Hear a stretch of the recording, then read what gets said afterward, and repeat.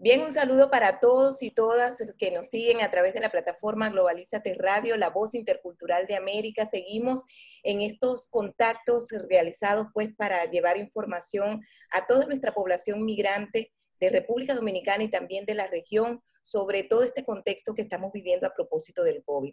Como ya es costumbre habitual, este contacto, este canal abierto que ha hecho la Organización Internacional para las Migraciones a través de su jefe de misión, el señor Josué Gastelbondo. Acá se encuentra nuevamente con nosotros para monitorear y actualizar toda la información de las gestiones y los trabajos coordinados que se están realizando para atender, para ayudar a la población migrante y sobre todo para cooperar con el Estado Dominicano en relación a todas estas gestiones de reactivación que de seguro se tienen que hacer una vez culminada esta etapa, esta coyuntura de emergencia internacional. Saludos, señor Josué, bienvenido una vez más a Globalízate Radio. Bueno, buenos días para todos, a los oyentes de Globalízate y a los que nos ven. Un gran saludo y expresando nuevamente la solidaridad en este momento tan complejo que viven todos.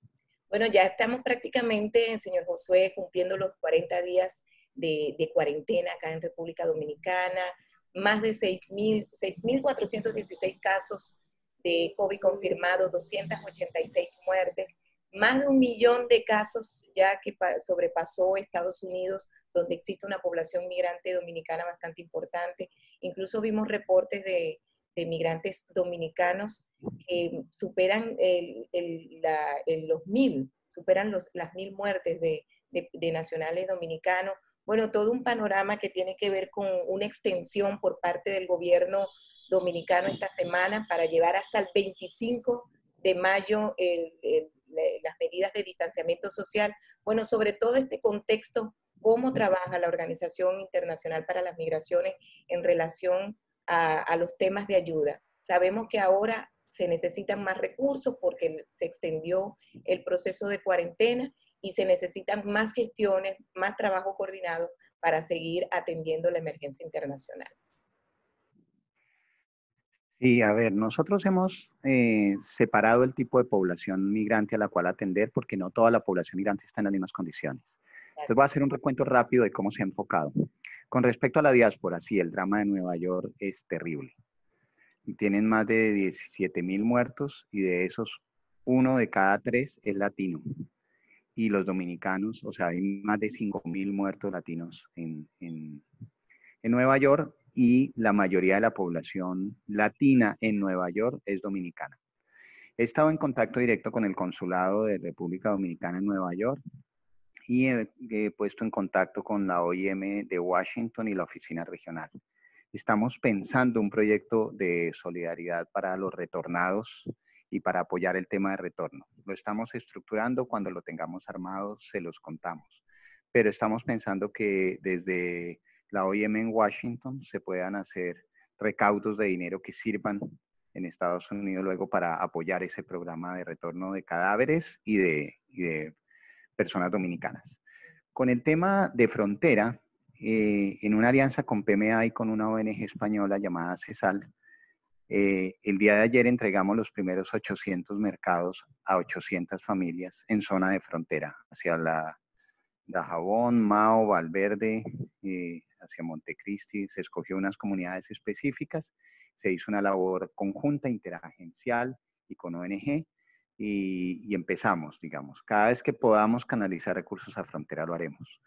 Con el tema de los haitianos llegamos a un acuerdo con la Embajada de Haití para apoyar el retorno de 718 haitianos que están ubicados en la zona de Bávaro. Eso ha sido una coordinación de la Embajada de Haití con el Ministerio de Relaciones Exteriores de República Dominicana y la Presidencia de la República con la Comisión de Alto Nivel. Ellos aprobaron el proceso, designan a la Dirección General de Migración, al Intran, para que pueda haber buses circulando y hagamos como una especie de corredor humanitario para el retorno. Entonces, la OIM coloca transporte, alimentación, temas epidemiológicos y también el transporte en Haití. La OIM Haití apenas pasan frontera, colabora con todo el tema de movilidad hasta su sitio de origen, con control epidemiológico y con otros temas. Son los países receptores los que manejan el control epidemiológico. Entonces, esto está por hacerse, ya está el listado, ya está en la Cancillería aprobado por el gobierno dominicano en revisión de la Cancillería haitiana para que hagamos el proceso de retorno, que esperamos hacerlo en cualquier momento. Apenas la Cancillería haitiana responda favorablemente a la embajada del tema, avanzamos. Es porque el Ministerio de Salud de Haití y las entidades de control de frontera tienen que estar pendientes de que se haga una apertura controlada de la frontera para ese paso. Este es el único paso que hasta ahora haríamos de manera de coordinación entre gobiernos con el apoyo de la OIM, porque de todas formas ya han retornado. Al viernes pasado iban 17.000, están saliendo 500 al día. Y a este viernes seguramente estaremos muy cerca ya de los primeros 20.000.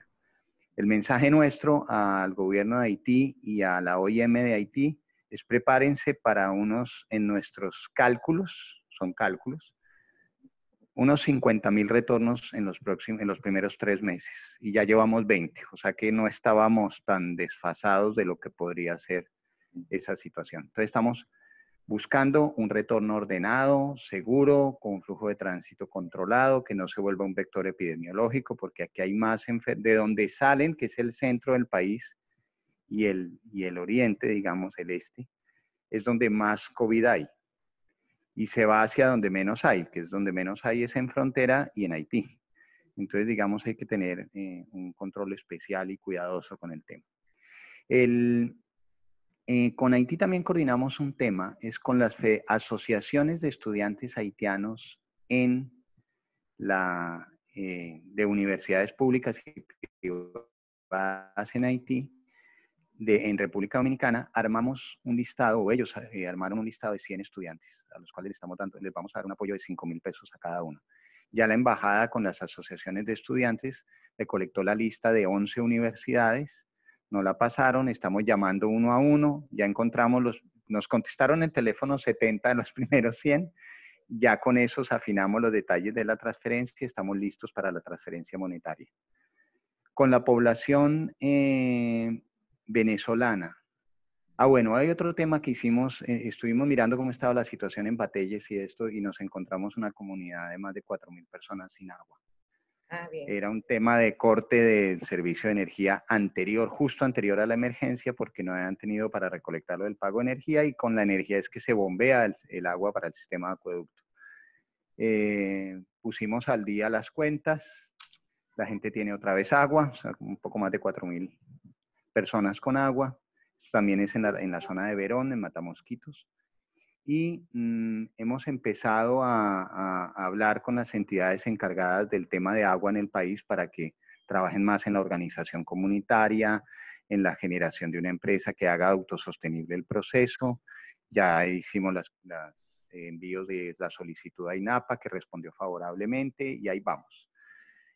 Con el tema de los 100 estudiantes haitianos también le escribimos a UNFPA y a la UNESCO para que los acompañen con otros programas. Con población venezolana,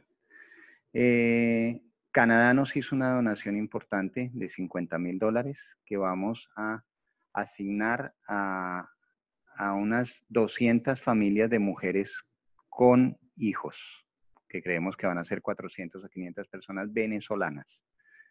El listado de las primeras 200, obviamente teníamos más de 200 en necesidad, se decantó con el trabajo y lo ayudó a levantar Duende Vino Tinto y Funcover, pero la mayoría de la focalización la hizo Duende Vino Tinto.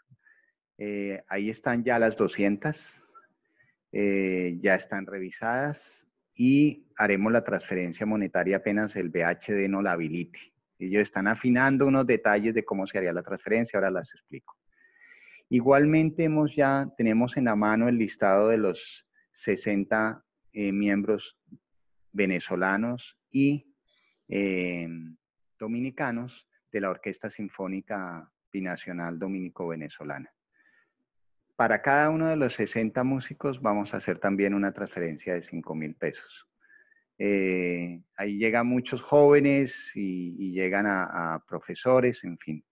Esta, más que un criterio de asistencia humanitaria en este caso, es como un ánimo a la gente que trabaja en la cultura y en el arte.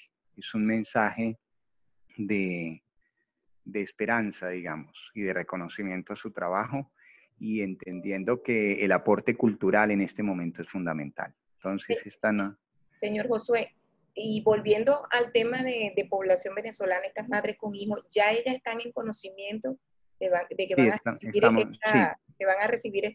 esta ayuda? Y esa ayuda va para alquiler. Okay. El gobierno de Canadá, al principio pensamos que la gente podía escoger entre alimentación y alquiler, en fin. Después la donación ya nos la explicaron bien y nos dijeron, mire, salud y o alquiler, alimentos no. Entonces dijimos, listo, 200 con alquiler, 200 familias que suman casi 500 personas al incorporar los niños y su familia. Y hay como unas 36 en salud, que incluimos gente que venimos apoyando desde hace un año o más, que tienen cáncer, que son epilépticos, que tienen VIH, que les damos mensualmente todos los aportes para la sostenibilidad de su condición de salud. Esos 36 están incluidos entonces en la cooperación del gobierno de Canadá. Lo de la Orquesta Sinfónica Binacional es cooperación de la Unión Europea, del proyecto DEFCO para San Cristóbal y Boca Chica. En San Cristóbal ya tenemos identificadas las 50 personas a las cuales les vamos a transferir 5,000 pesos a cada una. Y en el caso de San Cristóbal sí es de libre, la persona puede escoger o paga parte de alquiler o lo invierte en necesidades de alimentación, en fin. En el caso de las 200 que están en diversas partes del país, sí, sí es para específicamente alquiler. Y vamos a focalizar familias en Boca Chica, pero no hemos empezado. Focalizaríamos otras 50 en Boca Chica para aportes de 5,000 pesos cada una. Es decir, que nos falta hacer ese trabajo en Boca Chica, esperamos hacerlo pronto. De otro lado, hemos tenido conversaciones con varias organizaciones de venezolanos en todo el país. Grupos importantes en Bávaro, en Santiago, en Puerto Plata, en Santo Domingo. Perdón, los 50 que focalizamos en San Cristóbal lo hicimos con la fundación que coordina José Gómez y con el acompañamiento de Cámara de Comercio Dominico-Venezolana. Entonces, estas conversaciones a nivel nacional con las organizaciones sociales de venezolanos nos van dando la dimensión de algunos temas que hay que abordar. Y cuando tengamos nuevos recursos, seguramente haremos una alianza fuerte con esas organizaciones. Vimos algunos casos puntuales. Había una señora que no estaba siendo atendida adecuadamente para el tema del control en Bávaro, del control de COVID y demás. Movimos inmediatamente el Sistema Nacional de Salud con el apoyo de la OPS y esa persona fue atendida. Teníamos el caso del fallecimiento del segundo venezolano por COVID en el país, que se dio en Santiago. Los dos se han dado en Santiago. Y en ese momento, pues, la familia vivía el drama de qué hacer con su cuerpo y demás. Contactamos directamente para pedir el protocolo a la OPS y la OPS lo hizo al Sistema Nacional de Salud y se establecieron, digamos, los protocolos, se orientaron, ya existían, corre por cuenta del Sistema Nacional de Salud, pero es muy triste, digamos, los fallecimientos de personas en cualquier época, pero en esta ni siquiera se puede hacer velorio, ni acompañarlos, es una situación además emocional muy fuerte. Bueno, tenemos que empezar a mirar temas de posibilidad de retorno de cadáveres, en fin. Es decir, el tema es difícil, fue el segundo fallecimiento de un venezolano y quisimos estar muy cerca del proceso, pusimos personal nuestro a que atendiera, contactara directamente a las personas que estaban cerca de ellos, a acompañarlo con el sistema de salud y demás. Entonces, digamos, este es como el panorama por encima de lo que ha sido esta semana. Las transferencias monetarias para los estudiantes haitianos, para las 200, o sea, 100 estudiantes haitianos, las 200 familias para el alquiler de distintas partes del país con prioridad en Santo Domingo, porque estaba la mayoría, como los 50 de San Cristóbal y los 60 de la Orquesta Sinfónica, tenemos un tema del VHD. Nosotros vamos a hacer la transferencia del VHD a cada uno y le vamos a dar un PIN. Y la persona puede ir a un cajero automático y retirarlo con el PIN y con su documento de identidad. No necesita tener cuenta. no necesita tener cuenta. Pero el VHD, que pensamos que lo íbamos a hacer esta semana, nos pidió que unos días para ajustar el sistema de transferencia que están haciendo. Entonces es muy probable que todas esas transferencias se hagan la próxima semana una vez el VHD no lo viabilice. Lo hacemos desde el VHD porque la OIM tiene las cuentas en el VHD y va a ser una transferencia de la cuenta de la OIM directamente a las personas. Entonces, aclaro una cosa, esas personas no necesitan tener cuenta bancaria, no necesitan tener pasaporte vigente, no, lo que necesitan es que les confirmemos sus datos, les giremos la plata y sin tarjeta en un cajero o entrando a un banco del VHD, perdón, pueden solicitar su dinero con el PIN, como cuando es una transferencia, una remesa, digamos, que uno tiene que tener el código de la transferencia más unos datos de la persona. Tengo entendido, son 6 dígitos y su número telefónico. Algo así. Son los datos que pide el cajero automático para poder hacer esa operación sin tarjeta. Eso es muy importante. Correcto, correcto. Vamos a hacer un instructivo para todos y me parece un buen adelanto el que plantea allí.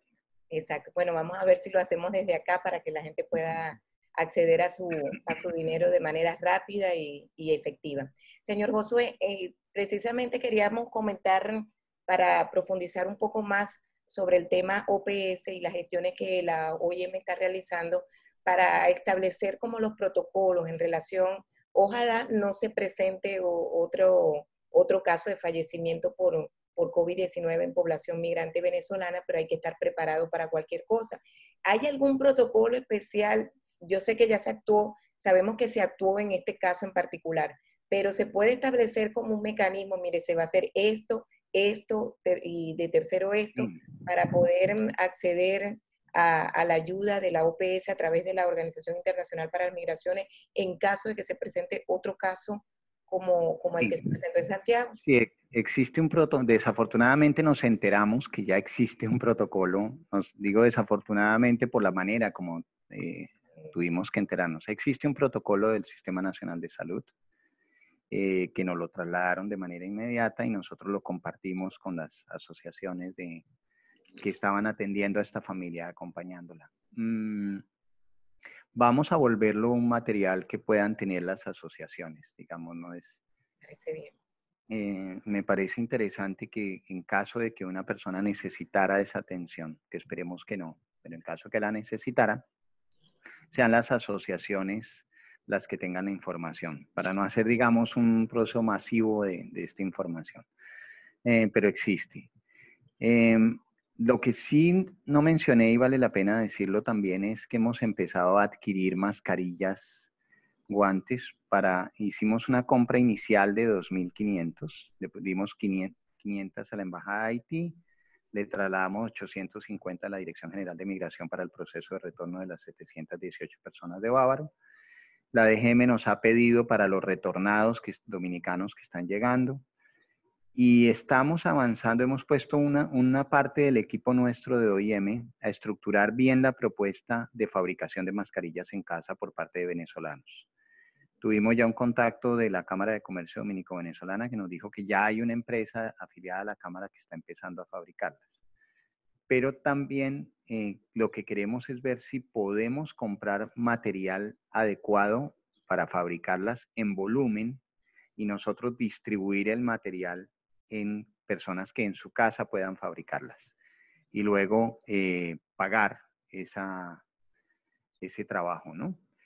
Y que se quedaran en las regiones donde se fabrican. Es decir, si la gente fabrica en Santiago, en Puerto Plata, en Bávaro, que no tengamos luego que trasladarlas para acá, sino que todo lo que fabriquemos sirva para distribución en esas zonas.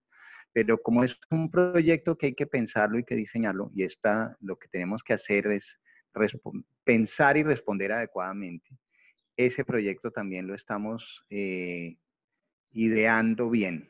Entonces, hay una ingeniera industrial en nuestra oficina, entre los profesionales del staff, hay una economista, ellas dos tienen la tarea de diseñar el esquema, contactar a empresarios, identificar proveedores.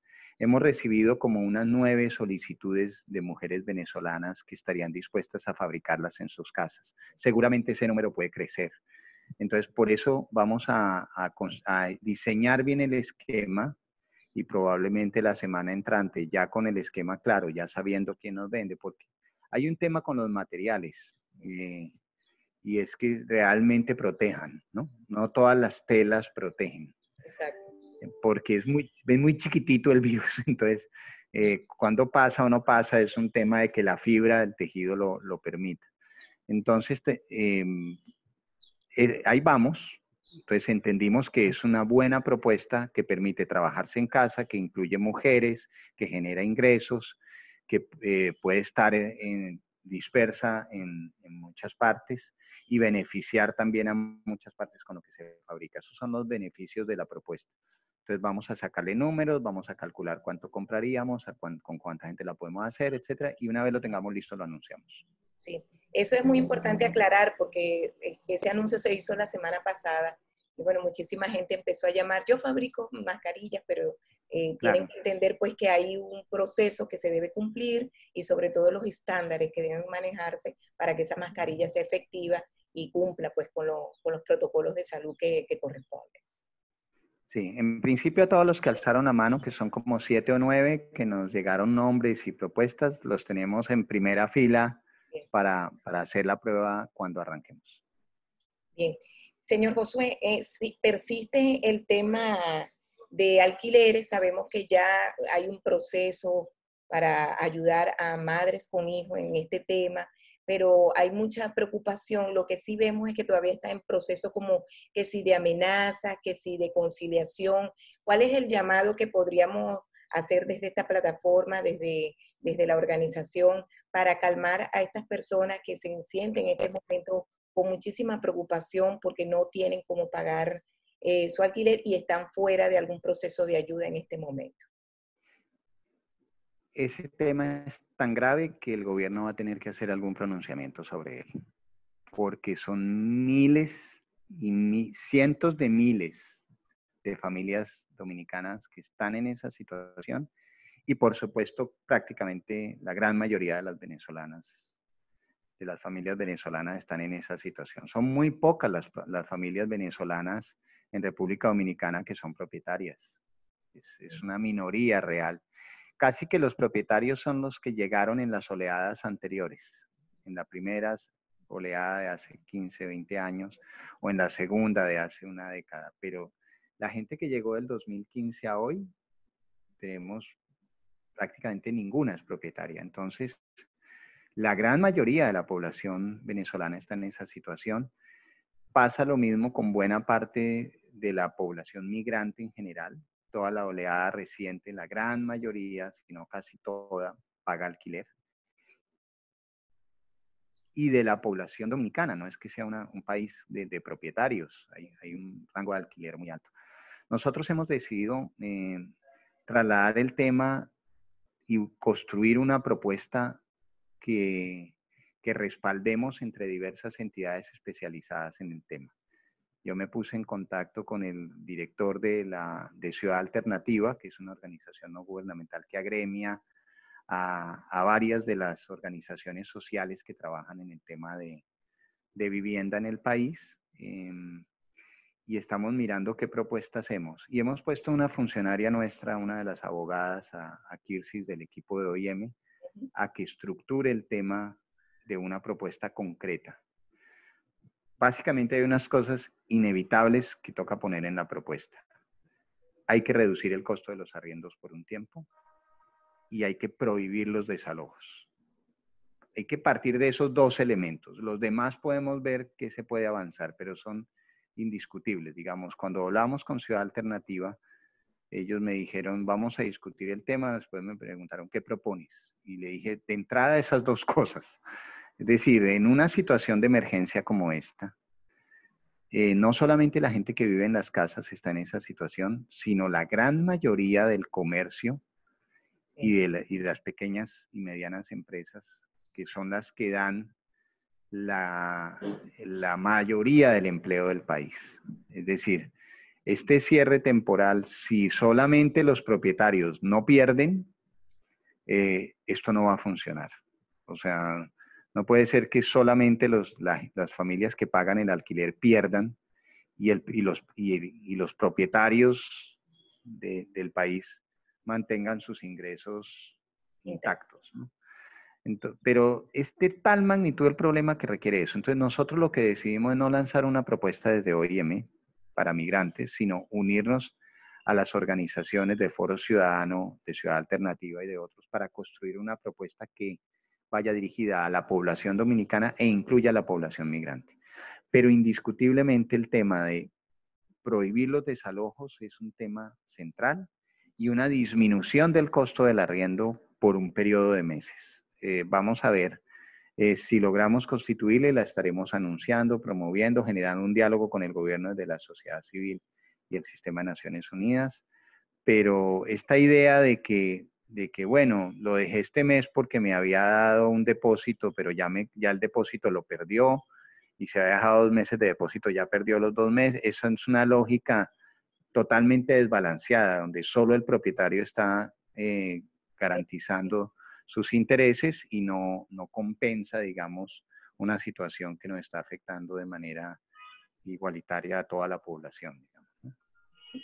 Hay muchos frentes que atacar en esta batalla contra el COVID-19 desde la Organización Internacional de las Migraciones y desde todas las agencias del sistema de Naciones Unidas. Esta semana, por cierto, conversamos con el coordinador residente de Naciones Unidas acá en República Dominicana, el señor Mauricio Ramírez, y nos daba todo un panorama integral pues del plan de respuesta que están aplicando en cooperación con el gobierno dominicano.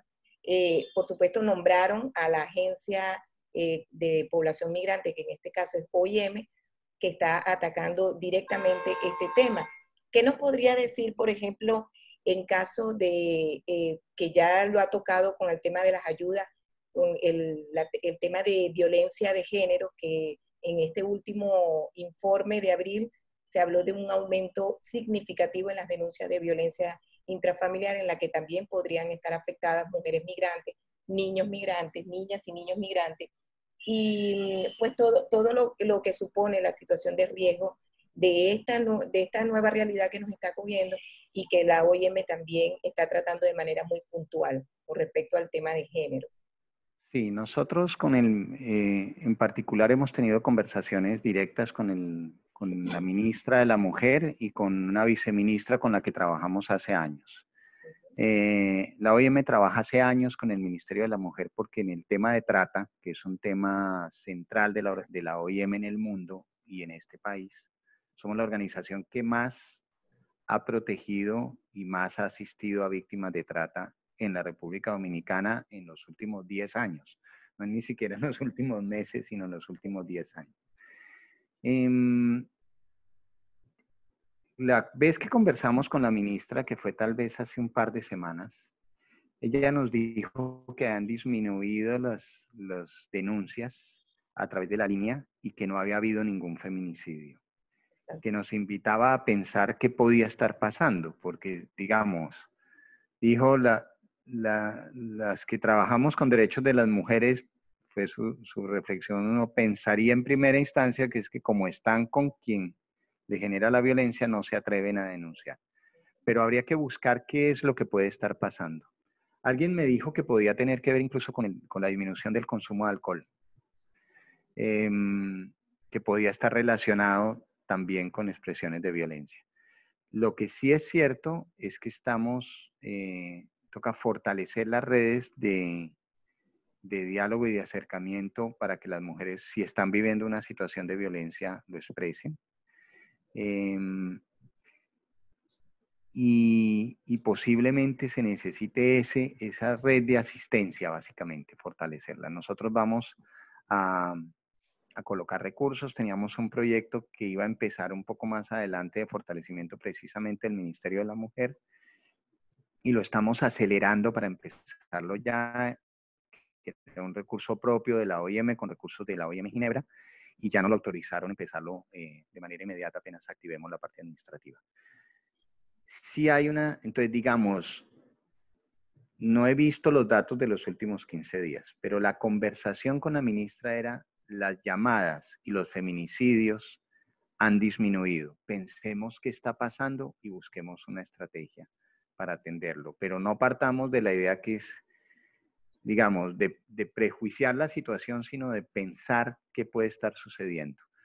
y encontrar mecanismos con los cuales se pueda abordar el tema. Sigue siendo el interés de la OIM hacerlo. Existe una instancia interagencial de género en el sistema de Naciones Unidas en las cuales nosotros somos muy activos. Tenemos memorandos de entendimiento con el Ministerio de la Mujer para este tema específico. Tenemos recursos para trabajar de la mano con el Ministerio de la Mujer en este tema y con las otras organizaciones del sistema.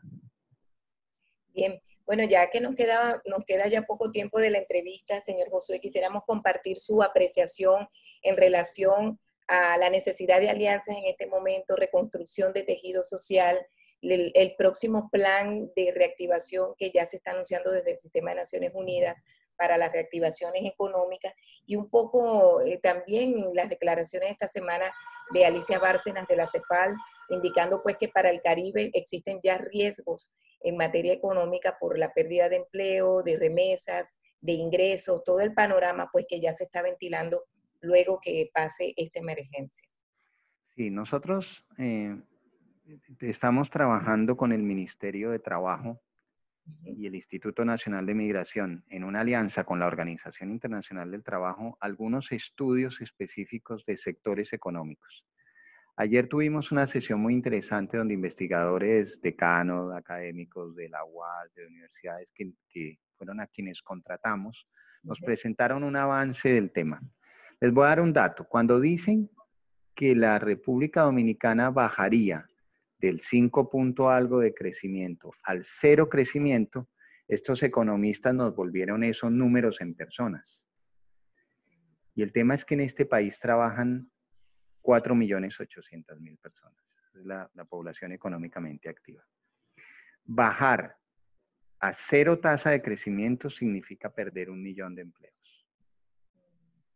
O sea, uno no entiende mucho cuando le dicen crece en 0 el PIB. Ajá, eso que, pues, eso, en número de empleos que se pierden, es 1 millón de empleos que se pierden. O sea, pasaría de 4.500.000, digamos, o 4.800.000 trabajadores, 4.600.000, creo que es el dato, baja 1 millón a 3.600.000. O sea, la proporción es muy alta. O sea, que pasaríamos a tener una tasa de desempleo bastante más alta que la actual. El sector agrícola no se vería tan afectado.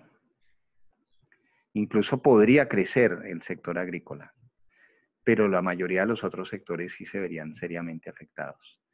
Estrategias post-COVID para reactivar la economía. Hay una serie de variables que se pueden tener, pero digamos el sector de la construcción es uno de los que podría entrar rápidamente en una reactivación.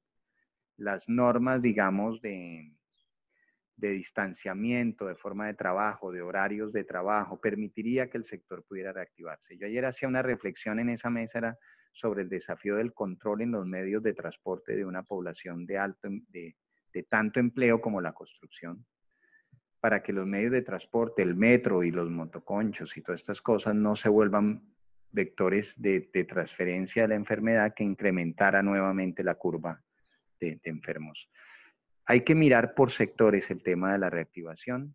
Nosotros en nuestra escala pequeñita hemos reservado una plata para Boca Chica y para San Cristóbal por el proyecto de la Unión Europea para un capital rápido de reactivación económica. Ya tuvimos la primera teleconferencia con el gobernador, tuvimos una de San Cristóbal y otra con el alcalde electo en San Cristóbal, que ahora ya se posesionó. Hablamos con él un día antes de su posesión. Y le planteamos que apenas se posesionara, miráramos esta plata de reactivación económica. Que apenas se levanten medidas, nosotros tenemos ya disponible $25.000 para hacer transferencias o concentrarlo en un proyecto o concentrarlo en varios proyectos, en varias personas, pero hay que tener, digamos, una estrategia. Y lo mismo para Boca Chica. Yo sé que hablamos de muy poca plata, eso no es nada para reactivación económica, pero va dirigida a población venezolana y dominicana de estos dos municipios. Sí. Ya para finalizar, una recomendación o más bien su percepción como jefe de misión de la Organización Internacional para las Migraciones. ¿Le preocupan las cifras de casos aquí en República Dominicana?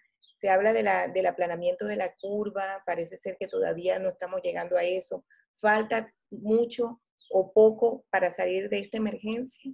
¿Cuál es la visión que hay allí como para ver si nos tenemos que seguir aguantando y preparando con todo esto que estamos viviendo?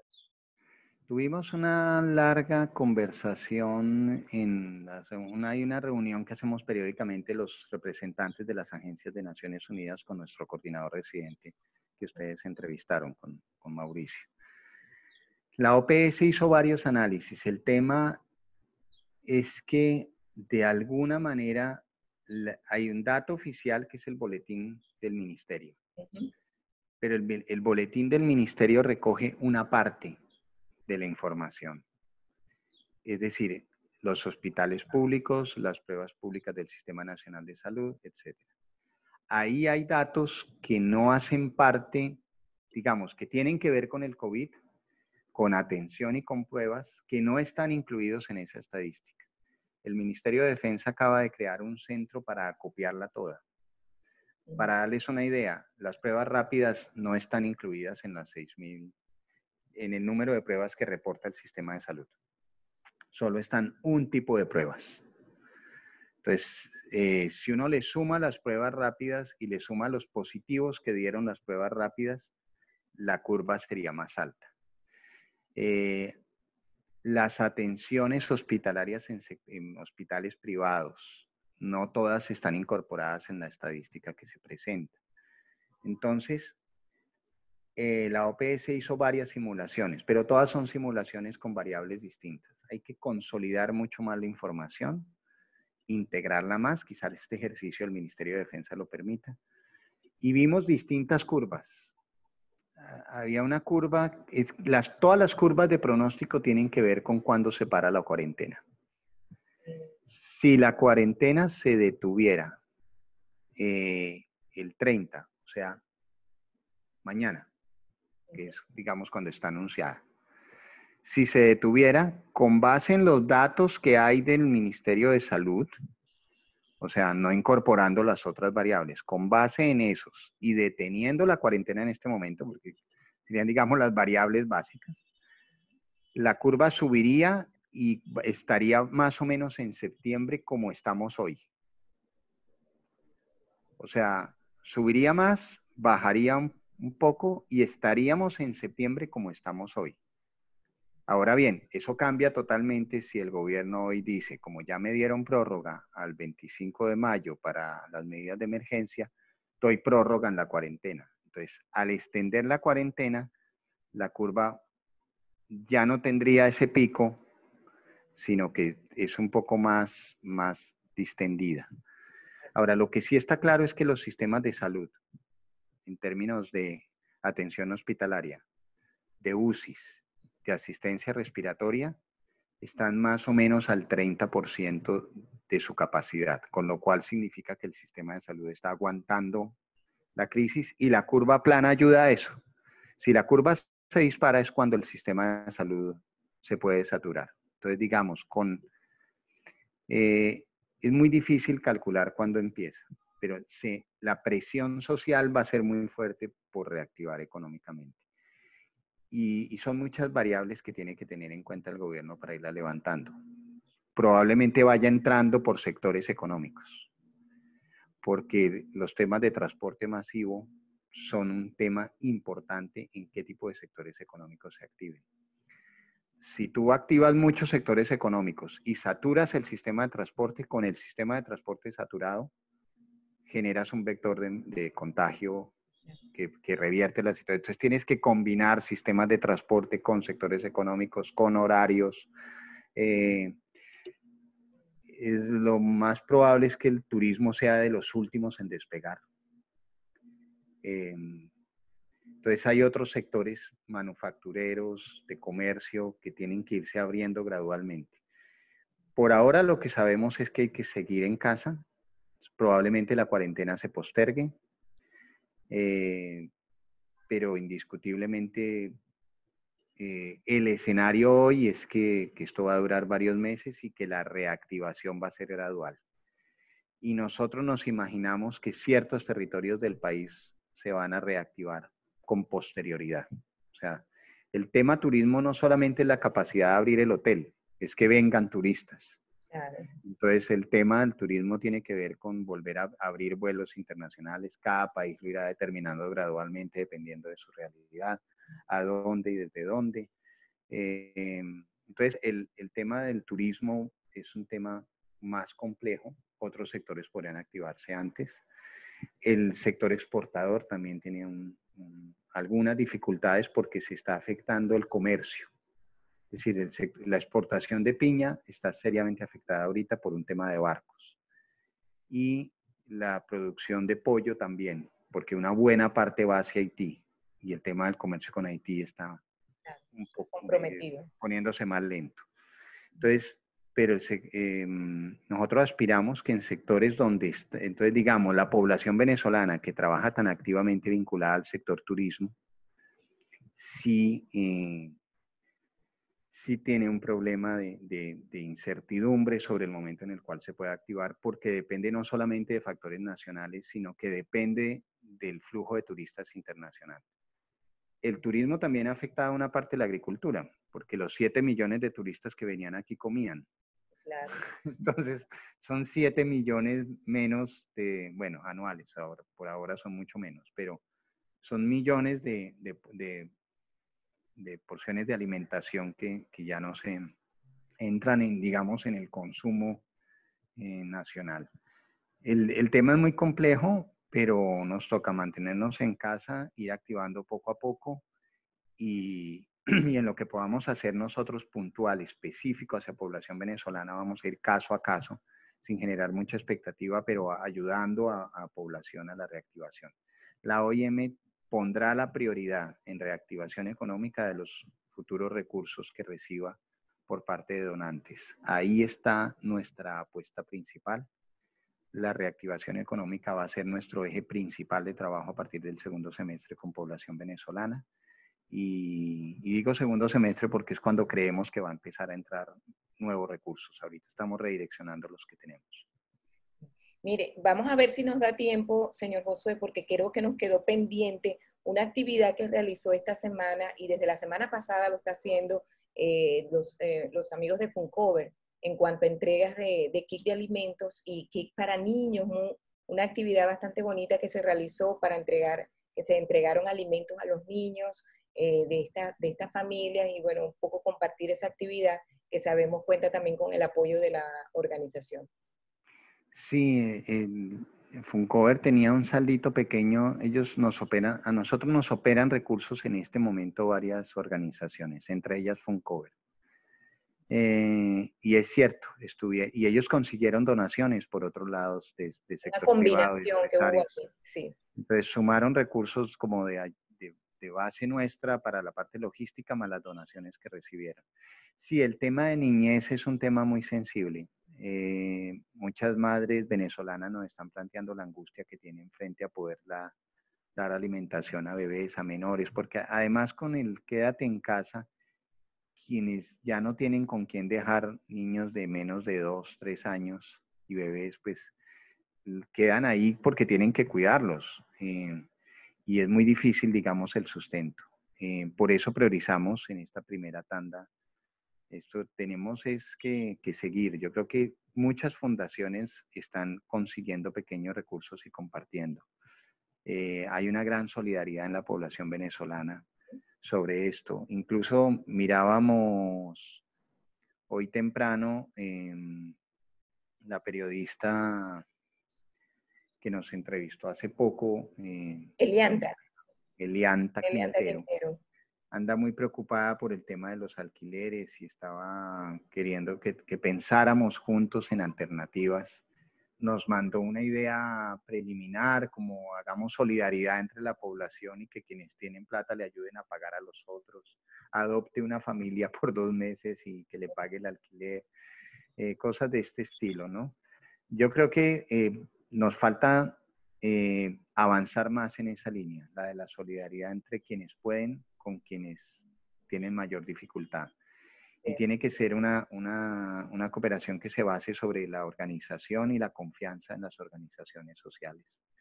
y nosotros podemos jugar un papel para ayudar a construir esa confianza. Bueno, muchísimas gracias entonces al señor Josué Gastelbondo por este contacto, este canal abierto que ha mantenido con la plataforma Globalízate Radio para poner al día pues a toda nuestra población migrante sobre lo que está ocurriendo, sobre lo que debe esperar y sobre todas las gestiones que se están realizando para ayudar y atender en la medida de las posibilidades. Así que le agradecemos inmensamente esta apertura que ha tenido con la plataforma, que bueno, es un testimonio también de experiencia migrante que estamos en este momento compartiendo. Claro, no, nosotros estamos muy contentos con la labor de comunicación para el desarrollo e interculturalidad que tiene Globalízate. Nos celebramos mucho el diálogo con las diversas agencias del sistema que está teniendo Globalízate. La entrevista al coordinador residente, las que vienen con el Ministerio de Trabajo, las que han tenido con abogados de Funcover, una que estamos cocinando a ver si se logra concretar con la representante de la OPS. Ese diálogo ya está confirmada ya para mañana. Está confirmada para mañana. La señora Alma Morales. Sí, con Alma. Alma es una nicaragüense. Vamos a ver si vamos abriendo ese espacio, que Globalízate y el Sistema de Naciones Unidas tengan una relación cotidiana. Nos alegra mucho la conversación con el coordinador residente, porque él es la sombrilla y quien dirige la coordinación de todas las agencias y el diálogo de las agencias y la sinergia de la ONU. Es decir, el coordinador residente garantiza que lo que está haciendo UNICEF con el PNUD, con la FAO, con el PMA, con la OIM, con ACNUR, con la OPS, incluso acciones con el Banco Mundial, se articulen, que somos agencias, la UNFPA, que trabaja con jóvenes, ONUCIDA, UNESCO, que estamos en el país, y la OIT, que trabajamos todos en el país, articulemos y sumemos. Entonces, es muy importante tener al coordinador residente de manera cotidiana en Globalízate, como otras agencias del sistema, entre ellas la que viene con la OPS, muy importante. Creo que va a ser muy interesante todas las preguntas que puedan surgir a la representante de la OPS, y además es una persona que sabe explicar y responder con claridad. Bueno, se nos acabó el tiempo, señor Josué. Muchísimas gracias por la participación y nos vemos entonces el próximo miércoles. Bueno, muchas gracias. Nos vemos la próxima semana y felicitaciones. Ánimo, fuerza. Igual, gracias.